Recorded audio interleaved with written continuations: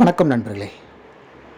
தமிழ் சினிமாவின் மிகச்சிறந்த நடிகனாக, மக்களின் மிகச்சிறந்த தலைவனாக இரவா புகழ்பெற்ற திரு கேப்டன் அவர்களின் பிறந்தநாள் இன்று.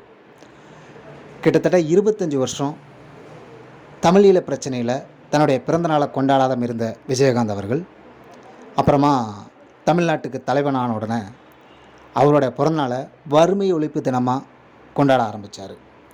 அப்படி மக்களுக்காகவே யோசித்து மக்களை மட்டுமே நினைத்து வாழ்ந்த தலைவனோட பிறந்தநாள்.